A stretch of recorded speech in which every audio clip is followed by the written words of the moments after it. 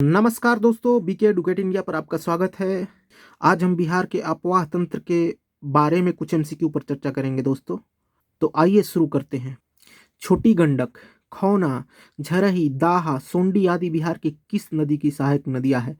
छोटी गंडक, खौना, झरही, दाहा, सोंडी आदि बिहार के किस नदी की सहायक नदियां हैं? घाघरा नदी की।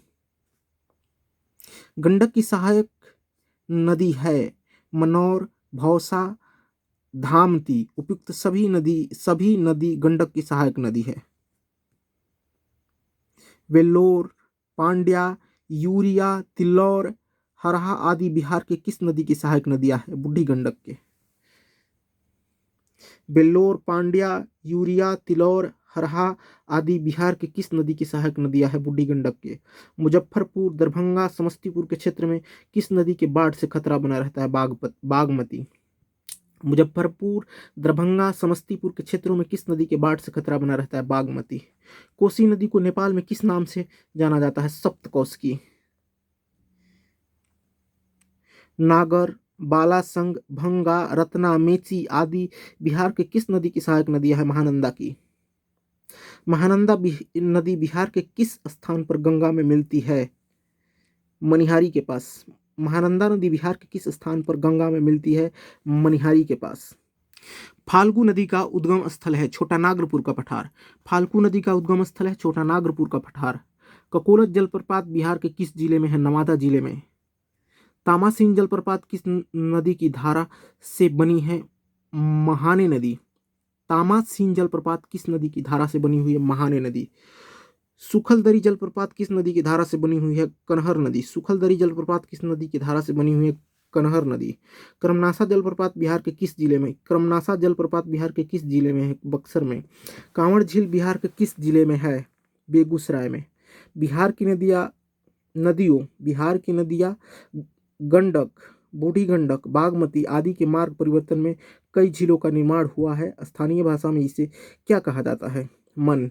बिहार की नदियां गंडक, बूढ़ी गंडक, बागमती आदि के मार्ग परिवर्तन में कई झीलों का निर्माण हुआ है। स्थानीय भाषा में इसे क्या कहा जाता है? मन। राजगीर के ब्रह्मकूट का औसत तापमान कितना रहता है? 87 सेंटीग्रेड। राजगीर के ब्रह्मकूट का औसत तापमान कितना रहता है? 87 डिग्री सेल्सियस।